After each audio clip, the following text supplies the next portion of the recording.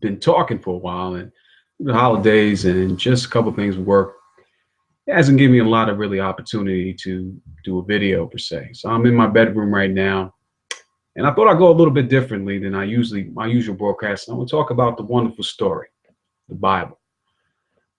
So, and my belief in it. The question that comes about is that I was raised in a religion of going to church, the whole idea of the Christianity, the deity, and I was really going by based on what was told to me, more of a level out of fear than really understanding. And the only reason why I'm breaking a little bit from my usual conversation about economy is because a close friend of mine, his mother died, and we had to have a conversation about what do we believe. And then, of course, we gave reference to the Bible. And I told him that the reference to the Bible was basically, I call it the wonderful story. The truth is that if we look at the precepts and the concepts, it was written when the time before, stories were actually being translated back and forth from individuals. Even the notion of Jesus himself, there's actually no written proof to show that existence. So it comes down again to what do you believe?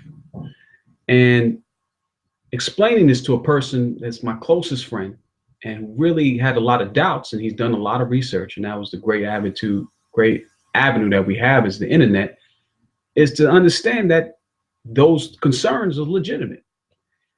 How can I explain this to someone who really didn't know, not questioning so much to cause an argument or just saying that I was foolish, but why that I would have a belief in it? And that's hard to challenge. I'm sitting in a chair right now. I'm believing it's going to hold my weight. And that's how I was explaining to it, kind of in baby form. Not because I have all the answers. It's just that I'm hoping this wonderful story is true. More importantly, in terms of the story of how Jesus, the concept of Jesus, and how we can't do anything for our salvation. And typically, I usually don't get into conversations about this because it usually leads to a volatile perspective, and people say things that's really off the cuff. I just wanted to address this because this is a recent death of my best friend's mother, and I wanted just to talk about it and why I call the Bible the wonderful story. It's not a history book, but you can use it in reference to different aspects of going on life. It's complicated. There's things in there where you will see the story of Solomon where he worshipped other gods, but Jesus still accepted him. Even Jesus's concept of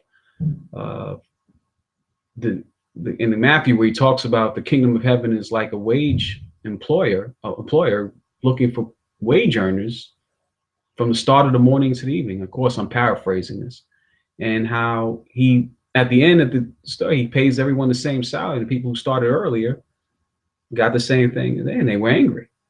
And for all the years that I was going to church, and I was told that you have to do these particular things to get into salvation, which because they didn't want to just go by this. Really, there's nothing you could do to earn it. That's what makes the wonderful story so fascinating. Nothing you could do to earn it. The belief alone is what classifies you as really having faith in that. Now, people are going to argue and contest me and stuff like that, but I was able at least to have my best friend's understanding of why I believed in it. It was more of a hope.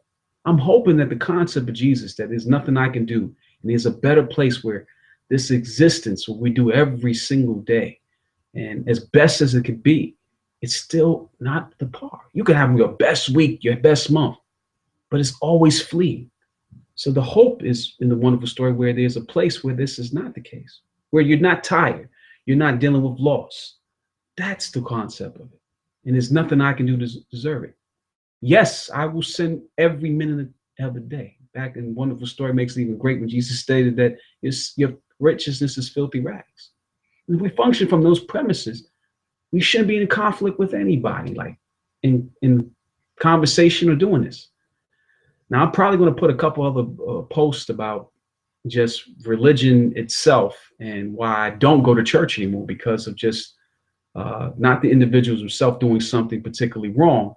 It's just the concept that we have not elevated and changed, and still functioning in a passage of time that doesn't even really make any sense anymore.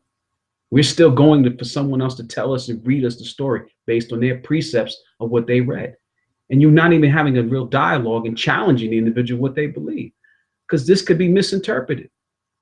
We hope for different guidance and stuff like that, but I've even seen this the wonderful story utilized we don't talk about it that often, but utilized to mutilate people, slavery, and justify another race being controlled, another race. So the concept of the wonderful story is that it deals with that complexity. It deals with the fascinating part about the relationship even with Jesus with Satan. And he was talking with back and forth with him when he was dealing with Job. I mean, if we just sit back and look at that, why would that be written in such a manner? And knowing that there's so many unanswered questions. And that's why I say it's the wonderful story, because it's the hope, really the hope in the New Testament for Jesus, and even the situation when Paul talked about, that he's striving for his, striving each day to get his salvation. And I think it's a working process. The more information you take out, the more you grow and work and walk with the Creator. And Jesus is what I call him. It changes you, but you can't not deny information that's being presented to you.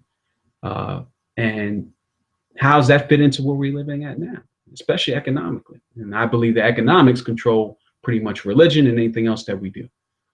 So until next time, when I talk more about the subject of religion and belief, use the information age, not just for entertainment. I'll be back at you soon.